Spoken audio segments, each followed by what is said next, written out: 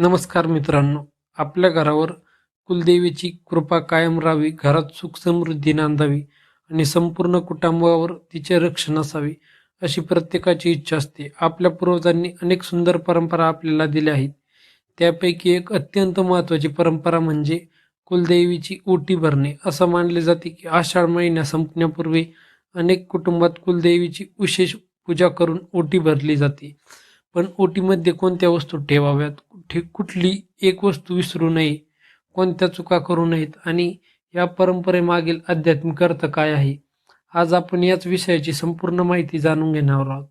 म्हणून हा व्हिडिओ शेवटपर्यंत नक्की पहा. आषाढ महिन्याचे महत्त्व. हिंदू पंचांगात आषाढ महिन्याला विशेष स्थान आहे. याच महिन्यात भगवान विष्णू योग निद्रेत जातात, चातुर्मास सुरू होतो, अनेक संतांची परंपरा सुरू होती, व्रत, जप, दान, पूजा यांना अधिक महत्त्व प्राप्त होते. अनेक भागांत आषाढ संपण्यापूर्वी कुलदेवीची विशेष पूजा केली जाते, कारण पुढे श्रावण सुरू होतो आणि श्रावण हा शिवभक्तीचा, उपासनेचा आणि धार्मिक उत्सवांचा महिना मानला जातो. कुलदेवी म्हणजे कोण? प्रत्येक कुटुंबाची एक कुलदेवी आणि कुलदैवत असते. पूर्वज ज्या देवतेची उपासना करत आले, ज्यांनी संपूर्ण वंशाचे संरक्षण केले, ती म्हणजे कुलदेवी. अनेकांच्या कुलदैवता असतात तुळजाभवानी, महालक्ष्मी, रेणुका माता, सप्तशृंगी माता, योगेश्वरी, एकविरा भवानी माता आणि इतर अनेक स्थानिक देवी. प्रदेशानुसार कुलदेवी बदलते. कुलदेवीची पूजा का करावी?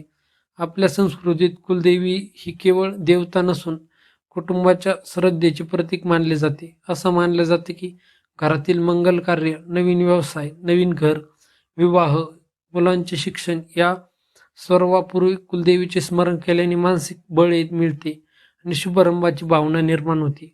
ओटी म्हणजे काय? अनेकांना वाटते ओटी म्हणजे फक्त हळद कुंकू, पण तसे नाही. ओटी म्हणजे देवीप्रती आदर, कृतज्ञता आणि समर्पण व्यक्त करण्याची पारंपरिक पद्धत. यामध्ये देवीला सौभाग्याच्या वस्तू अर्पण केल्या जातात. ओटी कधी भरावी?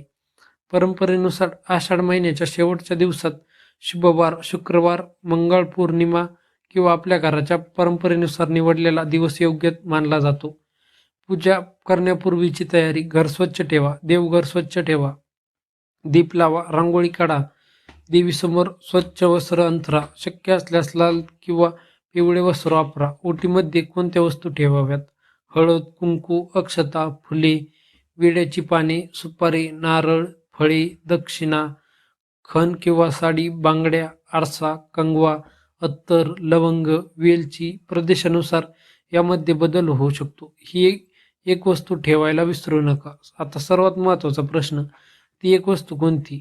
अनेक परंपरांमध्ये संपूर्ण हळदीचा कंद ओटीमध्ये ठेवण्याला विशेष महत्त्व दिले जाते. हळद ही मंगल, पवित्रता आणि सौभाग्याचे प्रतीक मानले जाते. म्हणून अनेक कुटुंबांमध्ये ओटीमध्ये हळदीचा कंद ठेवण्याची प्रथा आहे. तथापि ही परंपरा सर्वत्र समान नसते. आपल्या घरच्या वडीलधाऱ्यांनी सांगितलेले पद्धत प्राधान्याला द्यावे. ओटी भरताना म्हणायची ही प्रार्थना, हे आमच्या कुलस्वामिनी, आमच्या घरावर तुझी कृपा सदैव राहू दे. आमच्या कुटुंबाला सद्बुद्धी दे, आरोग्य दे, एकता दे, संकटात धैर्य दे आणि योग्य मार्गावर चालण्याची शक्ती दे. पूजा झाल्यानंतर काय करावे? आरती करा, नैवेद्य दाखवा, प्रसाद वाटा. घरातील सर्वांनी देवीचे दर्शन घ्या, वडीलधाऱ्यांचे आशीर्वाद घ्या. कोणत्या चुका टाळाव्या? अस्वच्छ ठिकाणी पूजा करू नका, घाईघाईत पूजा करू नका, मनात राग ठेवू नका, अन्नाचा अपमान करू नका, वडीलधाऱ्यांचा अपमान करू नका, श्रद्धेपेक्षा दिखावा करू नका. आध्यात्मिक अर्थ. ओटी म्हणजे वस्तू अर्पण करणे नव्हे, तर कृतज्ञता व्यक्त करणे, पूर्वजांचे स्मरण करणे, परंपरा जपणे, कुटुंब एकत्र आणणे याचाच खरा अर्थ आहे. आजच्या काळात ही परंपरा आवश्यक? आज धावपळीच्या जीवनात अनेक लोकांना आपल्या कुलदेवतेची नावही माहीत नसते.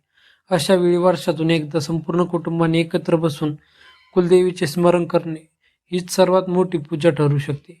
मित्रांनो, आषाढ महिन्यात संपण्यापूर्वी आपल्या घराच्या परंपरेनुसार कुलदेवीची पूजा आणि ओटी भरण्याची प्रथा असेल तर ती श्रद्धेने आणि मनपूर्वक करा. ओटीमध्ये हळदीचा कंद ठेवण्याची प्रथा अनेक भागात आढळते, मात्र प्रत्येक कुटुंबाची परंपरा वेगळी असू शकते. त्यामुळे आपल्या घरातील ज्येष्ठांचा सल्ला अवश्य घ्या. लक्षात ठेवा, देवीला सर्वात प्रिय असते शुद्ध मन, सदाचार आणि कृतज्ञता. मित्रांनो, जर ही माहिती तुम्हाला आवडली असेल तर व्हिडिओला लाईक करा आपल्या कुटुंबियासोबत शेअर करा आणि अशाच श्रद्धा, परंपरा आणि अध्यात्म्याशी संबंधित माहितींसाठी आपल्या भक्तिरंग सागर या चॅनलला सबस्क्राईब करा. जय माता दी, जय कुलस्वामिनी. धन्यवाद.